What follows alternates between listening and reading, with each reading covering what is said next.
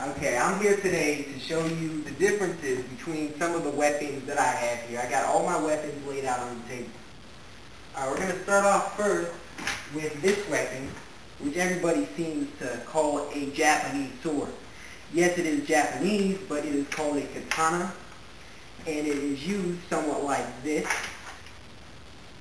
And the purpose of a katana is not to necessarily thrust in someone, but it's supposed to cut and slice in a slice sort of motion at the same time, which will make the person bleed. Usually between samurais and ninjas, whoever wanted to use this, there would be lots of cuts all over someone before they necessarily die because of the slicing motion rather than just one lethal impact.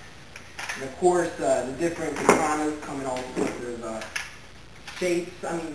sizes and decorations, because the Japanese people believed, that their killing was sort of an art form, and they needed to have different kinds of symbols and stuff that actually referred to them, unlike the English weapons, which I'm going to get to shortly right here.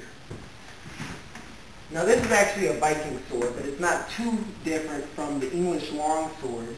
And these weapons are a lot different than the katana in that they're not used in a slice motion. They are more used in a sort of thrusting or crushing motion. They're used to break through armor or heavy chainmail or different kinds of protection that the different knights and armor and Vikings would use.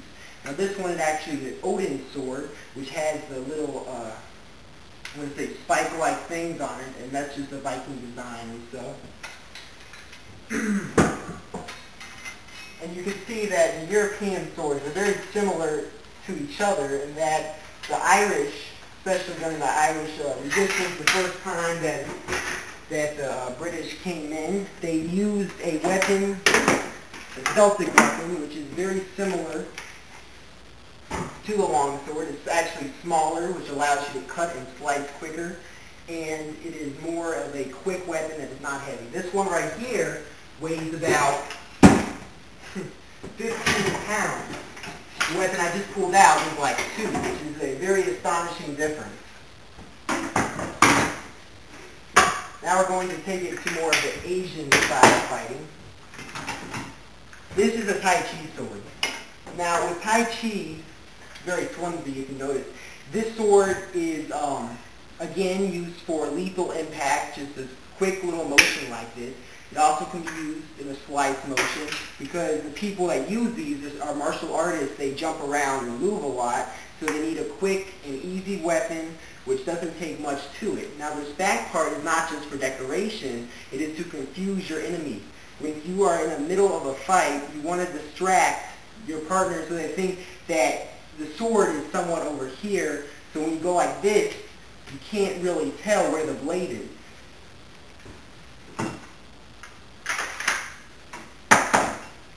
A lot of people think that boomerangs are just for fun, but boomerangs are actually, in Australia, used by the native people. They were used for killing geese and other sorts of animals that would allow them to eat. They're made usually in wood, but they have like a usually metal rim around it, which is used. You want to distract your partner so they think that the sword is somewhat over here, so when you go like this, you can't really tell where the blade is.